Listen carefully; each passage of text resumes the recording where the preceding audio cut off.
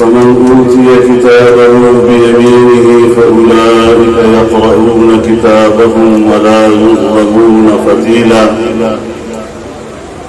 ومن كان في هذه أعمى فهو في الآخرة أعمى وأضل سبيلا صدق الله العظيم. جناب صدر محترم، اسٹیج پر موجود تمام زعماء، میرے بزرگوں، دوستوں اور بھائیوں،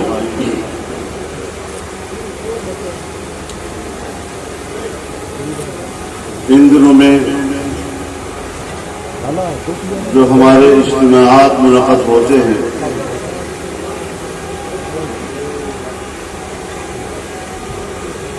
وہ انتخابی سلسلے کا حصہ ہے اور 25 جولائی کو قوم نے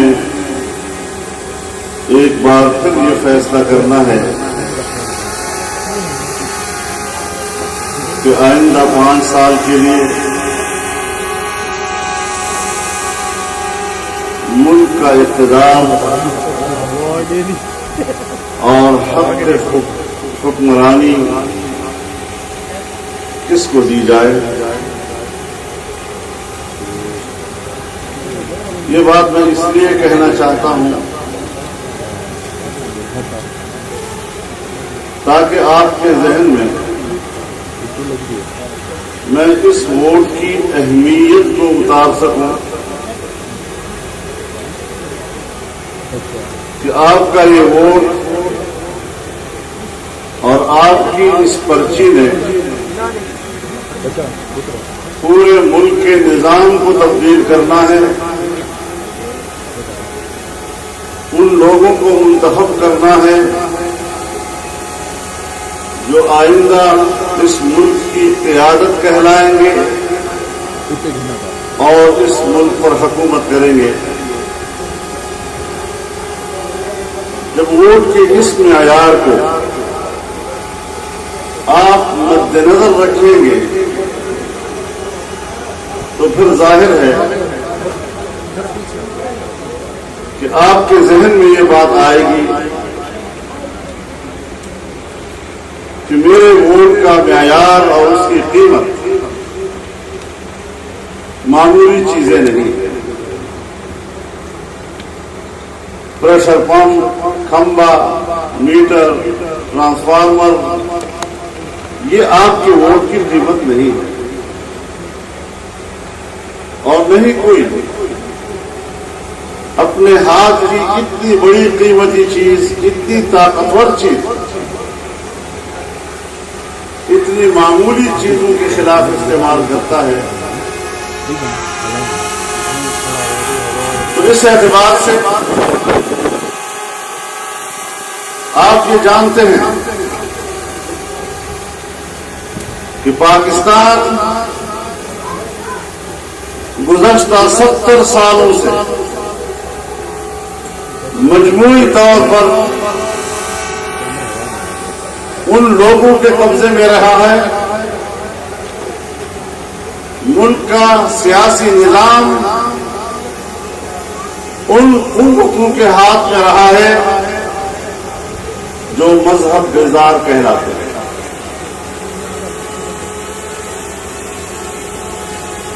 ہم نے اسی پرچی کے ذریعے سے، ووٹ کی طاقت سے اس ملک کو اسلامی پاکستان بنانا ہے. جس نعرے کی بنیاد پر یہ ملک معرض وجود میں آیا تھا، جس کے لیے لاکھوں فرزندان توحید نے قربانیاں دی تھی، جس کے لیے ہماری لاکھوں مائیں اور بہنیں اپنے ناموس کو قربان کر چکی تھی، آج بھی ان کا قرض ہم پر باقی ہے اور قوم نے یہ قرض چکانا ہے. اس اس اعتبار سے الیکشن ہمیشہ ہوتے ہیں، انتخابات میں ہمارا نقطۂ نظر ہمیشہ آپ کے سامنے ہوا کرتا ہے، لیکن ہماری ایک بدقسمتی ہے کہ پاکستان کے سیاسی نظام میں عام آدمی کو سیاست کے معنی اور مفہوم اور اس کی اہمیت نہیں بتائی گئی۔ جو الیکشن لڑتے ہیں وہ سب ایک جیسے ہیں،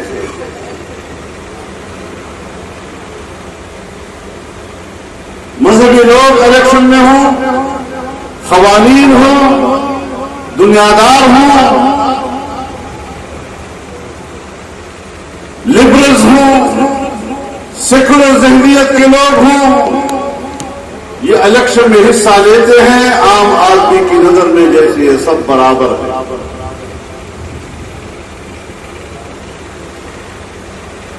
یہ وہ ذہن ہے جو عام آدمی کی دل و دماغ میں اتارا جاتا ہے۔ اگر قرون اولیٰ کا زمانہ ہو، ایک طرف لشکر اسلام ہے، ایک طرف باطل کی قوت سفارہ ہے، بظاہر تو دونوں ایک جیسے، ایک کے ہاتھ میں بھی تلوار اور دوسرے کے ہاتھ میں بھی تلوار، ایک کے ہاتھ میں بھی نیزہ ہے اور دوسرے کے ہاتھ میں بھی نیزہ ہے، ایک کے پاس بھی گھڑ سوار ہے اور دوسرے کے پاس بھی گھڑ سوار ہے، ایک بھی میدان میں صف بندی کرتے ہیں اور دوسرے بھی میدان میں صف بندی کرتے ہیں، ایک طرف بھی شجاعت کے ترانے گائے جاتے ہیں اور دوسری طرف بھی شجاعت کے ترانے گائے جاتے ہیں۔ کیا اس منظر کا جب آپ تصور کریں گے، ذرا تصور کیجئے، کیا دونوں اطراف کے بارے میں ہم یہ تبصرہ کر سکتے ہیں کہ یہ دونوں ایک چیز تھے؟ کیا ہم یہی کہیں گے کہ ایک طرف کی تلوار کے پیچھے ایک عقیدہ تھا اور نظریہ تھا، اور دوسری طرف کی تلوار کے پیچھے بھی ایک نظریہ اور عقیدہ تھا؟ جنگ نظریات کے بیچ میں تھی، جنگ عقائد کے بیچ میں تھی، جنگ حق اور باطل کے درمیان تھی۔ ایک تلوار حق کی لیے لڑ رہی تھی اور دوسری تلوار باطل کی لیے لڑ رہی تھی۔ آج وہی جنگ وہاں سے اتر کر، بندوق سے نیچے آ کر، توپ و تفنگ سے نیچے آ کر اس پرچی میں آ کر رک گیا ہے، اور آج یہی پرچی آپ کے ہاتھ میں تلوار بھی ہے، یہی پرچی آپ کے ہاتھ میں بندوق بھی ہے، یہی پرچی آپ کے ہاتھ کی توپ بھی ہے۔ اب یہ آپ کا اختیار ہے، آپ اس کو حق کے لیے استعمال کرتے ہیں یا آپ اس کو باطل کے لیے استعمال کرتے ہیں۔ اس بات کو بنیادی طور پر سوچنا ہوگا۔ افمن کان مؤمنا کمن کان فاسقا لا یستوون۔ ایک طرف فرمانبردار لوگ ہیں، دوسری طرف نافرمان لوگ ہیں، یہ برابر ہو سکتے ہیں؟ اللہ فرماتے ہیں نہیں ہو سکتے۔ ہمیں اس نظر سے بھی صورتحال کو دیکھنا ہوگا، ہمیں اس نظر سے بھی صورتحال کا جائزہ لینا ہوگا اور فیصلہ کرنا ہوگا۔ جیسے اللہ رب العزت فرماتے ہیں ام نجعل الذین آمنوا وعملوا الصالحات کالمفسدین، ایمان والے اور نیک عمل ان کو ہم فساد پیدا کرنے والوں کے ساتھ برابر برابر تصور کریں گے، ان دونوں کو ہم ایک حیثیت دیں گے۔ ام نجعل الذین آمنوا وعملوا الصالحات کالمفسدین فی الارض ام نجعل المتقین کالفجار، تقویدار لوگوں کو ہم فاسق فاجر لوگوں اور نافرمانوں کے برابر ٹھہرا دیں گے۔ اگر رب العزت نے دونوں کے اندر ان کی نظریات اور اعتقادات، ان کے منشور و پروگرام کی بنیاد پر اور ان کے کردار اور طرز زندگی کی بنیاد پر واضح فرق کر دیا ہے اور دو طائفے متعین کر دیے ہیں، اور اللہ فرماتے ہیں یہ دونوں ایک برابر نہیں ہو سکتے۔ تو آج میرے سامنے بھی اس قوم کا مسلمان میرا مخاطب ہے، وہی مسلمان جسے قرآن خطاب کر رہا ہے، جس کی تعلیم قرآن کریم ہے۔ اس آئینے سے ہمیں صورتحال کو دیکھنا ہوگا اور یہ فیصلہ کرنا ہوگا کہ آج جب ہم اس ووٹ کا استعمال کریں گے تو ہمارے سامنے مومن کون ہے اور فاسق فاجر، متقی کون ہے اور فجار کون ہے۔ اس تناظر میں ہمیں یہ فیصلہ کرنا ہوگا کہ ہم ملک کو کس قسم کے لوگوں کے حوالے کر رہا ہے۔ میرے محترم دوستو، یہ جنگ آج کی نہیں ہے، ہم پاکستان کی تاریخ میں مسلسل یہ جنگ لڑ رہے ہیں، اور آج ہم اس محاذ پر آپ ہمیں پارلیمنٹ میں بھیجتے ہیں،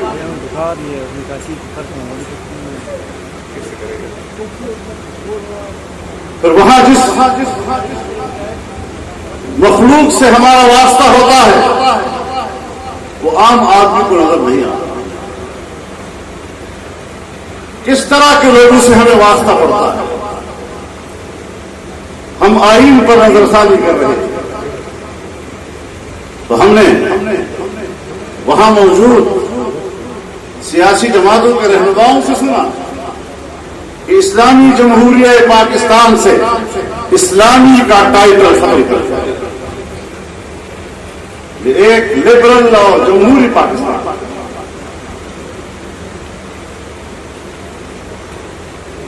آئین میں قرارداد مقاصد کہتا ہے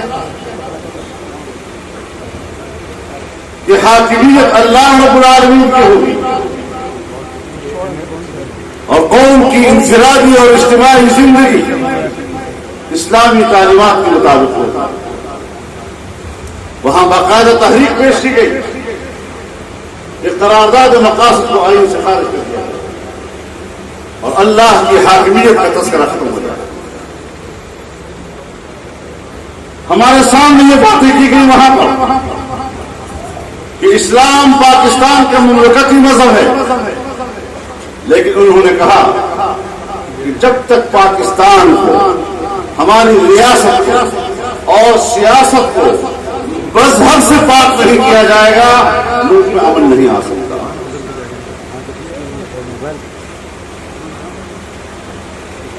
ہم نے اپنی آنکھوں سے دیکھا اور اپنے کانوں سے سنا جب وہ ہمیں کہہ رہے تھے کہ قرآن و سنت کی بنیاد پر قانون سازی کا تصور ختم ہو جانا چاہیے۔ ہم نے کہا کہ پھر کیا چیز بنیاد ہوگی؟ حلال و حرام کا فرق کون کرے گا؟ تو کہنے لگے کہ معاشرہ جس چیز کا مطالبہ کرے گا وہ حلال ہوگا اور معاشرہ جس چیز کا انکار کرے گا وہ حرام ہوگا۔ قرآن و سنت میں عیار نہیں ہے۔ تو میں نے مذاقاً کہا ان سے کہ اگر معاشرہ مطالبہ کر لے کہ مرد کے ساتھ نکاح کر سکتا ہے تو پھر آپ کی کیا رائے؟ تو بڑی بے تکلفی سے کہا کہ پھر جائز ہے۔ میرے بھائی، ہمیں اس مخلوق سے واسطہ ہے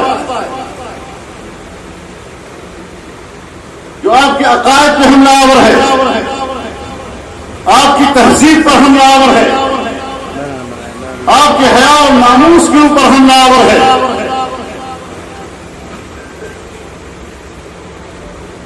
اور جس کے مناظر آپ نے اسلام آباد کے دین چوک پر بھی دیکھے۔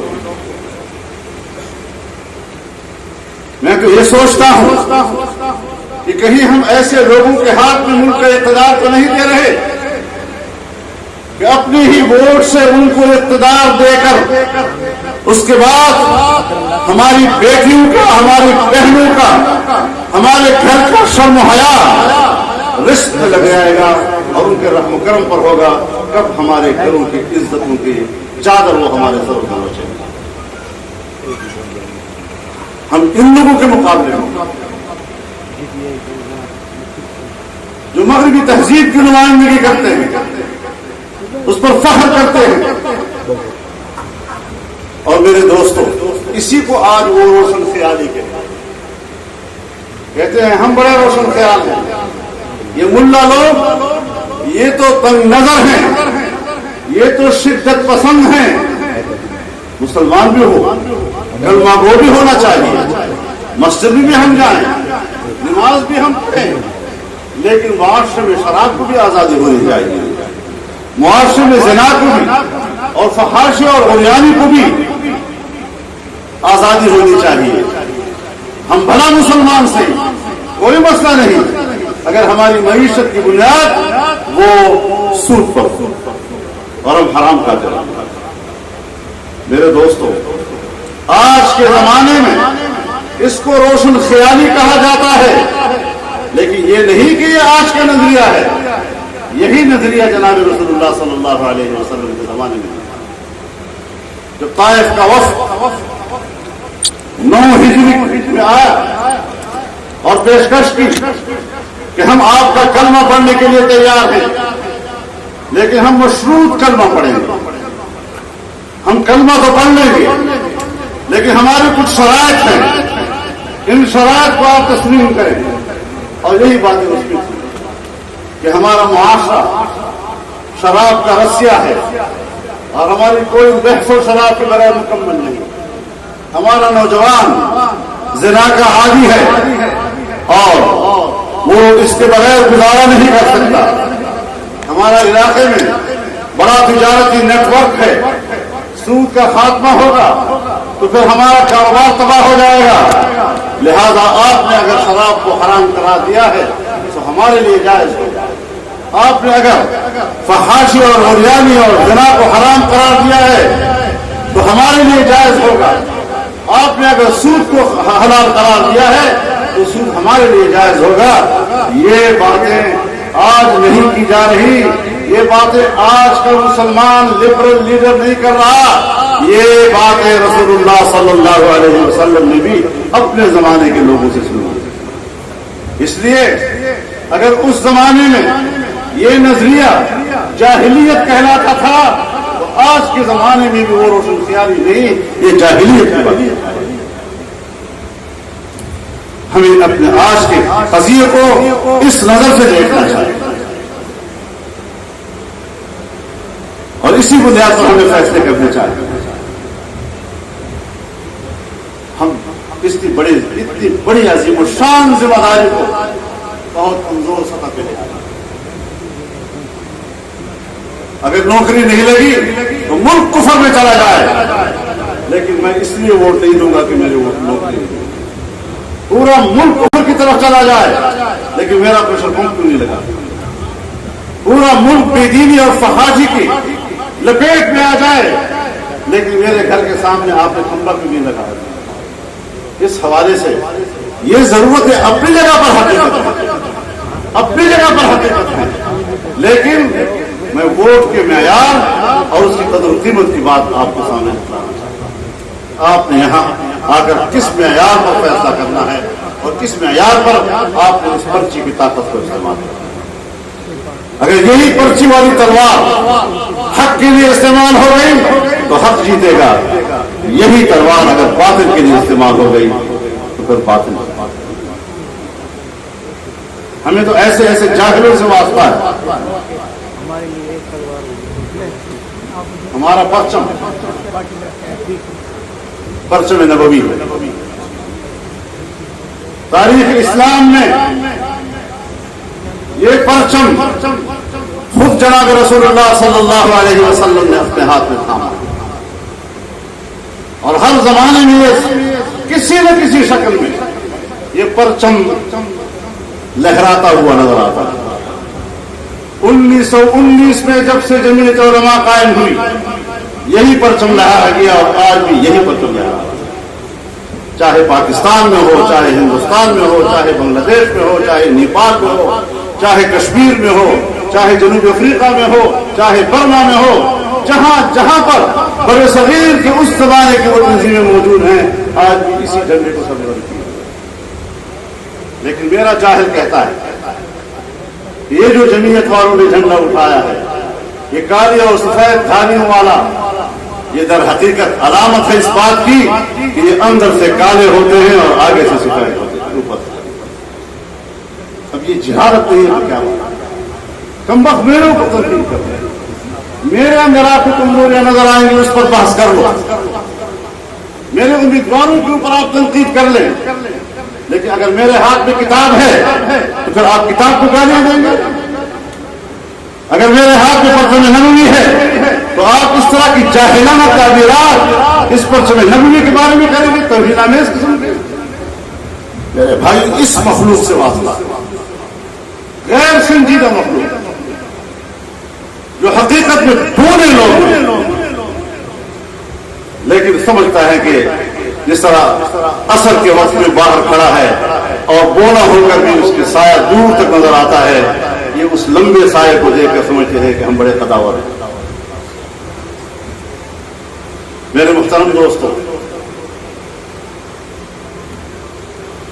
ہم اس وطن عزیز کو آزادی دلانا چاہتے ہیں. اس پاکستان کو حقیقی معنوں میں ایک اسلامی پاکستان, فلاحی پاکستان اور اسلامی تہذیب کا شاہکار پاکستان اس کو ہم بنانا چاہتے ہیں. اگر تم پاکستانی معاشرے کو بچوک کا معاشرہ بنانا چاہتے ہو اور چاہتے ہو کہ جو ہم یہاں منظر دکھا رہے ہیں یہ پورے ملک میں ہو, ہم نے اس وقت بھی آپ کے سامنے ست سکندری بن کر تمہارے دھرموں کو شکست دی اور انشاءاللہ پاکستان میں تمہارے ایجنڈوں کے سامنے کھڑے ہو کر آپ کے اس ایجنڈے کو انشاءاللہ شکست دے.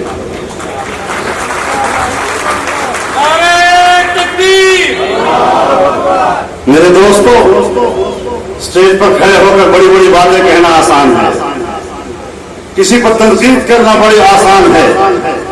میں اس دن سن رہا تھا, کہہ رہے تھے پاکستان پر قرضے کا بوجھ اتنا بڑھ گیا.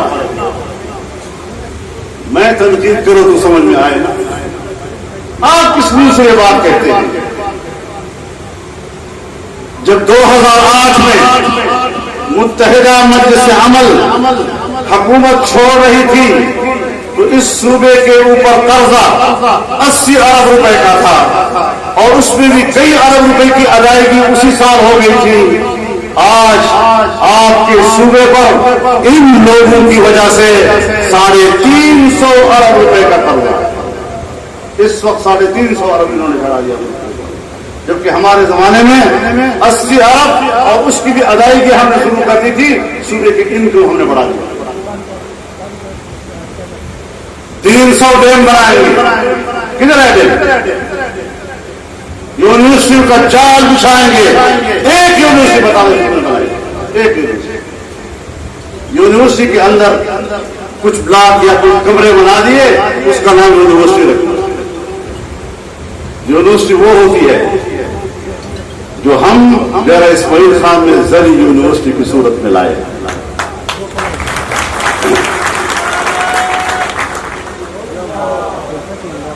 کل مفتی صاحب رحمہ اللہ نے اپنے دور حکومت میں 9 ماہ کی دور حکومت میں بھٹو حکومت سے ڈیرہ اسماعیل خان گوما یونیورسٹی کی منظوری دلائی تھی. اور آج میاں نواز شریف کی حکومت میں ہم نے ڈیرہ اسماعیل خان میں زرعی یونیورسٹی کی بنیاد رکھوا دی. کام کرو اس طرح کرو. MBA کی حکومت تھی, پورے صوبے میں 9 سے زیادہ یونیورسٹیاں قائم ہوئی, باقاعدہ یونیورسٹیاں. یہ نہیں کہ یونیورسٹی کے اندر آپ نے کوئی بلاک بنا دیا, کچھ کمرے بنا دیے. ہم نے ہر ضلع میں A لیول ہسپتال بنانے کا پروگرام بنایا اور تقریباً 12 اضلاع میں اس کو مکمل کیا. بعد میں آنے والی حکومتوں نے ان بنے ہوئے ہسپتالوں کو بھی برباد کر دیا اور آج کی حکومت میں ایک ہسپتال بھی نہیں دکھایا جا سکتا کہ انہوں نے اس کو کوئی ایک رکھی ہو. یہ ہے ان کی طرف سے آتا. قرضہ آپ نے بڑھا دیا. 300 साढ़े 300 डैमों का दावा करने वाले एक डैम नहीं बना सके। मैंने 1988 के असेंबली में जब बजट तकरीर की थी तो मैंने उस तकरीर में यह कहा था कि हम दामान के लोग हैं, हमारे मगरब में कोह सुलेमान है और हमारे मशरक में दरिया सिंध है। हम अपने इस पूरे बेल्ट में 100 से ज्यादा स्मॉल डैम बना सकते हैं। हुकूमत इसकी तरफ मुतवज्जो हो। हमने विजन दिया उनको और फिर हमारे मिसाल के मुताबिक 1994 में हमने गुमरजाम मंजूर करा और 2013 में आज इसका इफ्तिताह हो चुका। कुछ कमजोरियां उसके अंदर हैं, इनसे तो वो भी पूरी नहीं। हमने इतने बड़े डैम बना कर दे दिए, उनसे वो भी पूरे नहीं हो। मेरे मोहतरम दोस्तों, हम जानते हैं लोगों की फौरी जरूरतें भी होती हैं। आज का मसला भी है, आज का भूख भी है, आज भी उसके थाने के अंदर मुश्किल है, आज भी उसकी घर की जरूरत है, उसको भी पूरा करना जरूरी है। लेकिन कौन है जो इस कौम के आने वाली नस्लों का फिक्र कर रहा हो? इतनी तरक्की इलाके को दे कि आने वाली नस्लें हमारी खुशहाल जिंदगी गुजार सके। ये सिर्फ आपको जमीयत उलमा इस्लाम मिलेगी, कोई दूसरा किरदार यहाँ नहीं। इसी जमाने में मैं आपसे यहां कहा करता था कि मैं डेरा इस्माइल खान को बैनुल-अक़वामी तिजारती जंक्शन बनाना चाहता हूं। आप एक दूसरे को देखकर मुस्कुराते थे, छोटी मुंह बड़ी बात। तो मेरी उम्र भी कम तिजारत हो रही थी। आपने देखा कि आज सीपैक की सूरत में क्या डेरा इस्माइल खान बैनुल-अक़वामी तिजारती हब बन गया या नहीं? आज आपको काश्मीर से मिलाया जा रहा है, आपको गवादर समंदर से मिलाया जा रहा है, समंदरी रास्ते से आपको मशरक़ वुस्ता से मिलाया जा रहा है, मशरक़ वुस्ता से आगे आपको अफ्रीका से मिलाया जा रहा है। और जब मैंने इस रूट पे जंग की कि डेरा इस्माइल खान से बलूचिस्तान में जाकर हो, तो मैंने उनको बताया कि मैं 8 रास्ते आपको बताना चाहता हूं, 8 रास्ते जो पाकिस्तान के किसी रूट में भी आपको नहीं मिल सकेंगे तिजारती रास्ते। मैं आपको बताना चाहता हूं पेशावर से लेकर डेरा इस्माइल खान तक और आगे रोब और कोयटा तक मैं 8-9 रास्ते आपको बता सकता हूं जो गेटवेज बनेगी बरास्ता अफगानिस्तान के वस्त एशिया के लिए। इतना बड़ा तिजारत। और मैं आपको खुशखबरी भी देना चाहता हूं कि एक रास्ता बन्नू से मिरानशाह गुलाम खान से आगे अफगानिस्तान की तरफ अल्हम्दुलिल्लाह खुल भी चुका है और उसकी तिजारत का आगाज भी हो गया।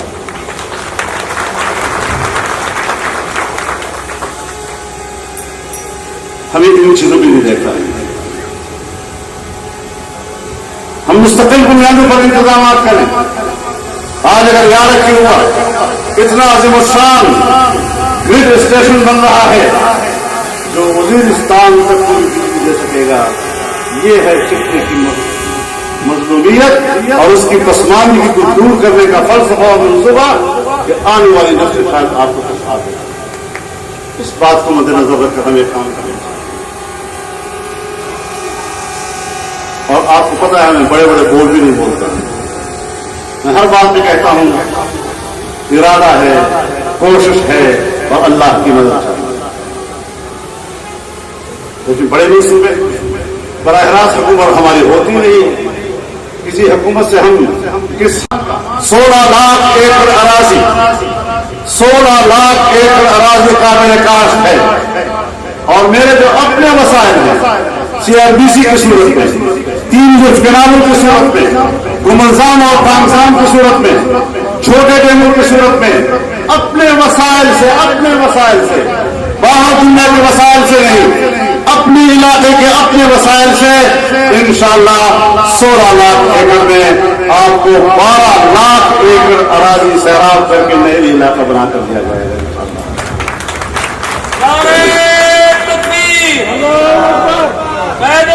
हजरत मौलाना फजलुर्रहमान से जिंदाबाद। जमीयत मेरे मुसलमान दोस्तों, एक जमाना था, एक नजरिया बन गया था आम आदमी का, आम वोटर का, हम मरकज का वोट देंगे, सूर्य का वोट तो एक काम काज के लिए, हम ये छोटा वोट अपनी मर्जी से देंगे, बड़ा वोट मुफ्ती का, छोटा वोट मर्जी का, बड़ा वोट जमीयत का और छोटा वोट तबीयत का। मेरे दोस्तों, हमने मुत्तहिदा मजलिस अमल की हुकूमत में यह साबित कर दिया कि अगर अपनी सरजमीन को तरक्की देनी है तो सूबाई हुकूमत उससे भी ज्यादा अहमियत रखती है। हमने अगर मरकज में जंग लड़ी है तो यहां सूबे में भी हमने जंग लड़ी है। जहां करक के इलाके गुरगुरी में गैस निकला, कानून ये है कि गैस जहां से भी निकलेगा उसकी मिल्कियत विफाक के पास होगी और वो मरकजी पाइपलाइन में जाएगा, इलाकों को नहीं दिया जाएगा। ये एमएमए की ताकत थी कि उसने जिद की इस बात पर कि नहीं, पहले हमारे सूबे के पसमानदा जनूबी अजला को मिलेगा, और फिर उसी हुकूमत में वो गैस भी तान तक भी आया, तान तक भी चला गया, लक्की और बन्नू को भी मिल गया, करक को भी मिल गया। और आज ये है, झगड़ा ये नहीं है कि हमारे पास गैस नहीं है, झगड़ा ये है कि मेरे गांव तक क्यों नहीं आया, मेरे मोहल्ले तक क्यों नहीं आया। तो डेरे वालों, आपने महसूस किया होगा कि इस बार डेरा के गिरदपेश में जो पोस्ट एरिया है वो तकरीबन मुकम्मल हो चुका है और ये सफर जारी रहेगा।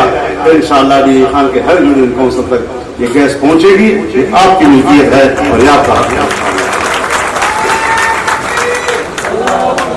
मेरे मोहतरम दोस्तों, इस लिहाज से सूबाई वोट बहुत अहम। पिछले एमएमए में मैं बहुत कमी महसूस करता था जो मेरे अपने जिले से मेरी नुमाइंदगी में। अब जरा ख्याल करें, जितनी ज्यादा आपके अपने सूबे से नुमाइंदगी होगी इतना ही ज्यादा आपका मुस्तकबिल रोशन होगा, वरना आप सारी जिंदगी ये प्रेशर पंप के लेवल की सियासत है, गली पक्की करने की और शिंगल डालने की सियासत होगी। आप तरक्की करें, आप हर गांव के आदमी को शहरों के सहूलतों के बराबर सहूलतें पहुंचाएं। आज भी मेरे इलाके के वो देहात मौजूद हैं जहां इस वक्त पीने का पानी मौजूद है। पूरी दुनिया चीख रही है कि हम तरक्की के बामे उरूज पर पहुंच गए हैं, लेकिन इस वसेक के बहुत से लोग आज भी वो हैं कि जिनके पास पीने का पानी, जिनके पास चलाने के लिए पंखा नहीं है, बिजली नहीं है, जहां प्राइमरी स्कूल तक नहीं है। हमने इस सारे कैफियत को आगे रखना है और इंशाअल्लाह हमने इस पर तरक्की करनी है। तो सूबाई असम्बली के जो हमारे उम्मीदवार हैं उनको भी आप उतनी ही अहमियत दें जितनी कि आप कौमी असम्बली के वोट को अहमियत देते हैं। और ये कमी आ गई तो फिर कल अगर कोई कमी पेशी होगी तो कुछ जिम्मेदारी तो फिर आप पर भी होगी ना।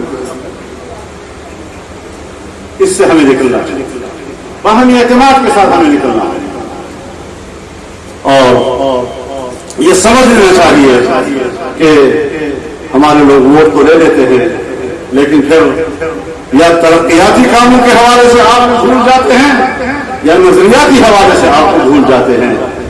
पिछली दफा हमारे पार्लियामेंट में एक चोरी की गई और हमारे पास जो तौहीद रिसालत का कानून है कि तौहीद रिसालत के मुर्तकब को सजाए मौत होगी, एक खुफिया तरीके से कानून बनाया गया ताकि उसको असेंबली में पेश किया जाए और इस कानून को खत्म कर दिया जाए।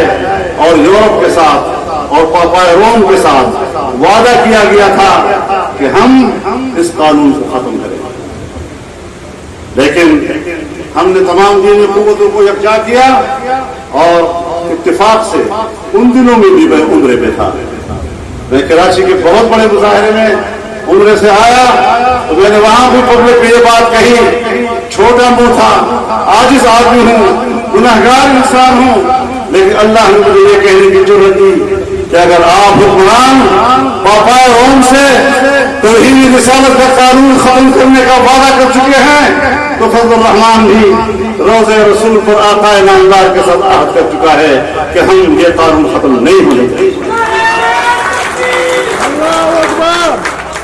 اللہ نے ہماری لاج رکھی اور حکومت کو پسپائی کا سامنا کیا۔ آپ کو یہ بھی یاد ہے اور یہ بھی آپ کو معلوم ہے کہ یہاں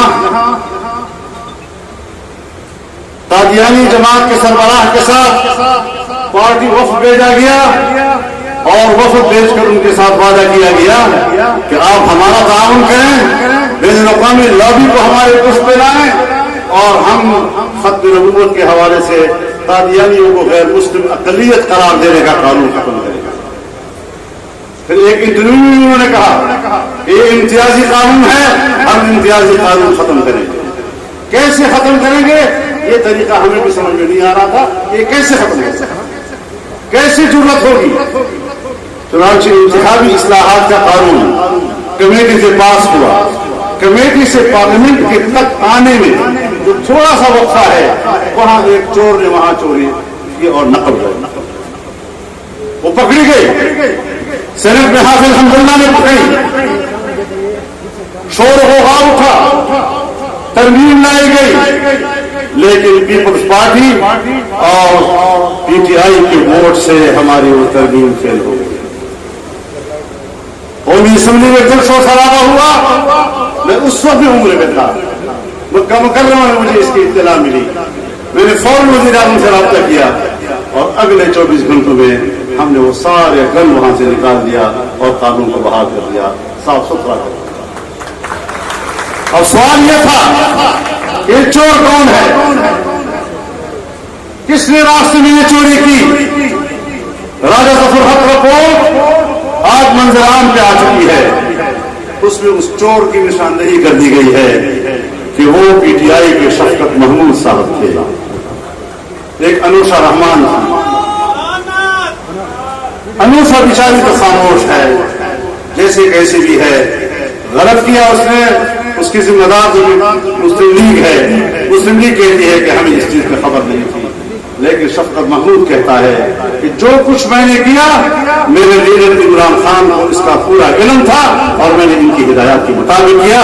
کس طرح قادیانیوں کے ساتھ عہد و پیمان کو آج انہوں نے اسمبلی میں کس طرح چوری کر کے نبھانے کی کوشش کی۔ آج کوئی نہیں ہے جو اب اٹھے، یہ جو دھرنے ہو رہے تھے یہ سب نبوت کے لیے نہیں، یہ صرف نواز شریف کی دشمنی میں ہو رہے تھے۔ آج یہ چوری کر نکل آئی اور چور پکڑا گیا، آج کوئی بات کرنے والا نہیں ہے۔ یہ کیا سیاست ہے؟ تو یہ چہرے بے نقاب ہو رہے ہیں، ہماری جنگ نظریاتی ہوتی ہے، ہم کسی پر اخلاقی حملے نہیں کیا کرتے، ہم گالم گلوچ کی سیاست کا حصہ نہیں ہے، لیکن نظریاتی بنیادوں پر، دلیل کی بنیاد پر قوم کو آگاہ کرنا چاہتے ہیں۔ میں نے تو ایک دفعہ جلسے میں کہا ہر آدمی پیٹ رہا ہے کرپشن کرپشن کرپشن کو ختم کرو، کرپشن کو ختم کرو۔ اگر کرپشن کو ختم کرنا ہے تو پھر سیدھا سادہ فارمولہ ہے چھوٹا موٹا کہ حکومت جمعیت علماء اسلام کو دی جائے، کرپشن ختم۔ آج میں کہتا ہوں کہ حکومت متحدہ مجلس عمل کو دی جائے، کرپشن کا خاتمہ ہو جائے۔ کسی این آر او میں ہمارا نام نہیں، کسی پاناما میں ہمارا نام نہیں، کسی دہشت گرد تنظیم میں ہمارا نام نہیں ہے، کسی ٹارگٹ کلنگ میں ہمارا نام نہیں ہے۔ جو الزامات لگائے گئے وہ تہمتیں تھیں، اگر اس میں کوئی حقیقت ہوتی تو میرے سب سے بڑی مخالف جماعت 5 سال حکمران رہی، کچھ تو میرے بارے میں کر سکتی، کوئی میرے ماں میں چاچے کو نہیں لگتے، لیکن ہمت ہے تو سامنے آؤ۔ اور کچھ لوگ ہوتے ہیں جو مالیاتی کرپٹ ہوتے ہیں، جناب آپ تو ہر لحاظ سے کرپٹ ہیں، مالیاتی کرپشن، اس کے علاوہ جو کریکٹر انسان کا ہو وہ پبلک کے سامنے آئے اور پبلک سے ووٹ مانگے، یہ فلسفہ جو ہمیں سمجھ میں نہیں آتا۔ تو میرے محترم دوستو، اس تصور کو سامنے رکھیے، ہم نے 25 جولائی کو الیکشن میں جانا ہے، آپ نے ووٹ استعمال ہی نہیں کرنا بلکہ اپنے ماحول میں ایک ایک گھر کا دروازہ کھٹکھٹانا ہے، قومی اسمبلی کے لیے ہو، صوبائی اسمبلی کے لیے ہو۔ کتاب کا نشان آپ کا ہدف ہونا چاہیے، اور کتاب جیتے گا تو انشاءاللہ شرافت جیتے گی، اسلام جیتے گا، دیانت جیتے گی اور انصاف جیتے گا۔